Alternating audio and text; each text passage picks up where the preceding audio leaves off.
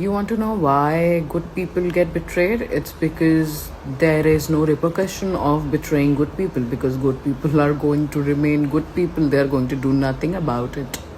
That's why you need to cultivate your shadow. That's why you need to get out of this tag of being, or rather looking, a good person in someone's eyes who is already trying to fucking betray you. So I don't understand this concept where people want to look good in other people's eye while they are suffering themselves. Explain that to me.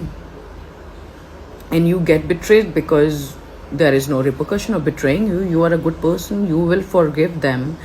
Betraying you comes with zero accountability, zero cost, zero labor, just one sorry, and you will be okay because you're a good and forgiving person.